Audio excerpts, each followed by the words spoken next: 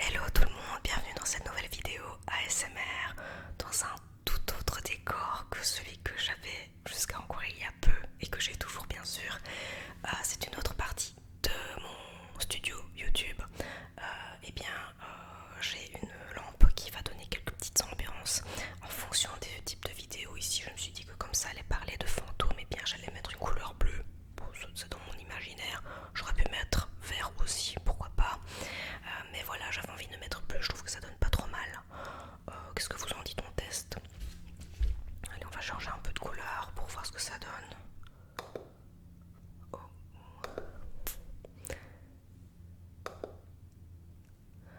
Je regarde le rendu aussi à la caméra.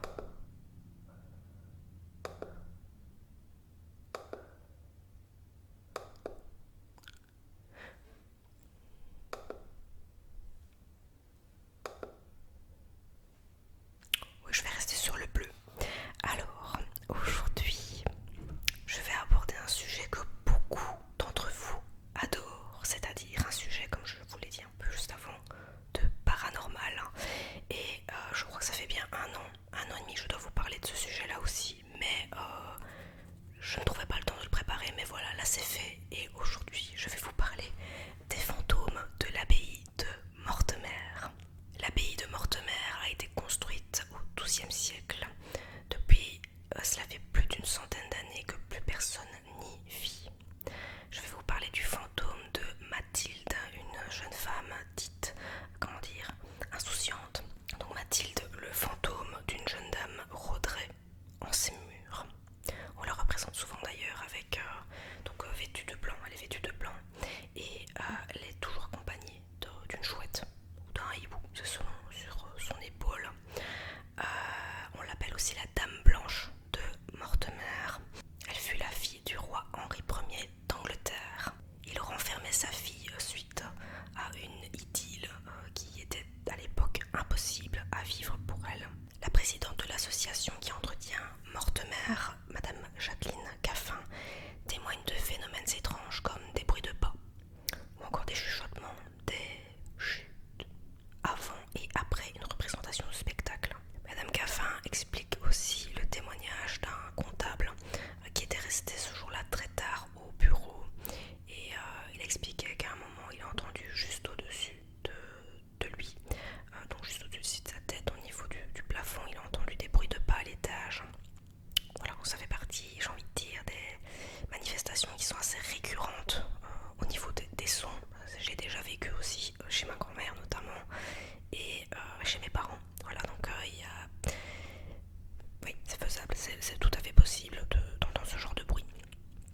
Alors on parle également d'une sensation de présence là, dans la fameuse chambre rose où Mathilde a été enfermée par son père. L'abbaye, elle, a été exorcisée plusieurs fois, donc à savoir je pense 3 ou 4 fois. Mais malgré tout, il y aura encore des manifestations qui se feraient encore ressentir, en tout cas qui existeraient encore à l'heure actuelle. On dit aussi que d'après la légende, les personnes qui croiseraient le fantôme de la princesse Mathilde mourraient dans l'année. Alors je crois qu'il y a aussi une histoire de gants, que ces gants soient blancs ou noirs, je crois. Si on croise en tout cas le fantôme de cette princesse, paraît-il que l'on meurt dans l'année. Apparemment c'était le cas d'une employée qui un jour aurait croisé ce spectre et ayant tellement pris peur, elle a préféré en tout cas donner sa démission et parce qu'elle connaissait la légende, donc ça, elle a vraiment pris peur, ce qui est tout à fait normal évidemment on entend ça ici on voit ce genre de choses, j'imagine que oui on a envie que d'une chose c'est fuir, mais les autres employés ont appris quelques semaines plus tard le décès de la dame en question. Un chasseur de fantômes a également témoigné d'une drôle de sensation lorsqu'il est venu sur le site de l'abbaye de Mortemer. Donc il s'est rendu sur place et il est resté scotché parce qu'il entendait tout autour de lui, un râle de plus en plus intense autour de lui. Ça se rapprochait vraiment de lui et voilà, il n'a pas osé, bouger. Tout simplement, il a attendu que ça se passe et mais ça lui a bien mis les chocottes en tout cas. Alors aussi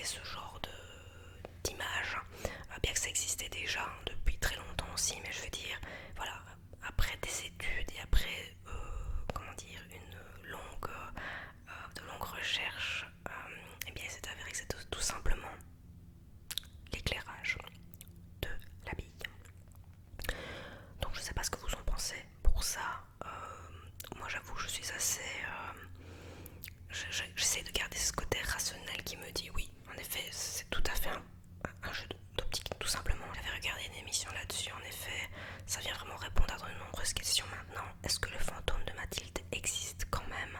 Peut-être bien. Alors bien plus tard, l'abbaye ne se porte plus aussi bien qu'avant, et surtout à partir du XVe siècle. Ensuite, elle fut tombée en ruine, et lors de la Révolution française, des moines, il restait encore 4 moines au sein de Mortemer, et ceux-ci ont été massacrés.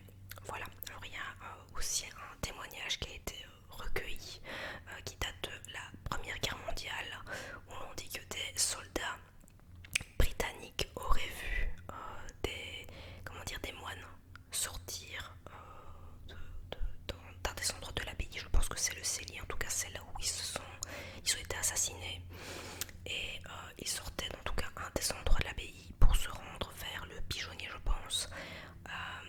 Et quand ils ont parlé de ce témoignage aux gens du village, les villageois leur ont dit écoutez, c'est impossible parce que les 4 derniers moines ont été assassinés il y a fort longtemps durant la Révolution française, donc c'est impossible qu'il reste encore quelqu'un là-bas. Et c'est là qu'on a compris qu'en effet, voilà, c'était pas normal, et qu'encore ces murs contiennent, en plus de l'histoire, je veux dire, peut-être que ça pourrait porter aussi, ça pourrait aussi être sujet d'illusion ou d'hallucination, mais honnêtement, personnellement, je ne crois pas. Je me dis que c'est fort probable, oui, parce que les murs enregistrent tellement de choses. Je crois qu'il y a quand même une certaine mémoire qui est gravée dans les murs, dans tout ce qui nous entoure, dans tout ce qui est historique, tout ce que ça a vécu, toutes ces personnes différentes qui sont vues passer et trépasser entre ces murs. Honnêtement, oui, je pense que ce n'est pas impossible que ces soldats aient vu ça. Voilà, ils l'ont pas inventé en tout cas. Voilà, je ne sais pas ce que vous pensez de ce que je vous ai raconté ici comme histoire de fantômes. En tout cas, ça m'a beaucoup plu. Ce fut court, mais ça m'a beaucoup plu en tout cas de vous partager ça.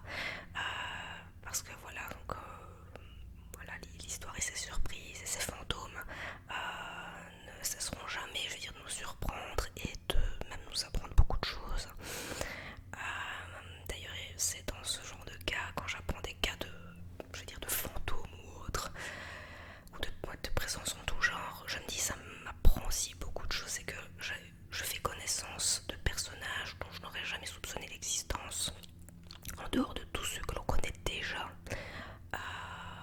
style, je veux dire, Napoléon par exemple, ou encore bien d'autres personnages, je veux dire, illustres. Voilà, et bien j'espère que cette vidéo vous aura plu. Elle n'était pas très longue, mais ne vous inquiétez pas, je vous prépare d'autres sujets encore bientôt qui vont arriver. J'espère que ça vous a plu encore une fois. N'oubliez pas de vous abonner si ce n'est pas encore fait. Venez me rejoindre aussi sur mes 2 comptes Instagram, Alice Cocoon et Cocoon ASMR. Mettez un like si ça vous a plu et un petit commentaire, ça fait toujours plaisir. Sinon, je vous dis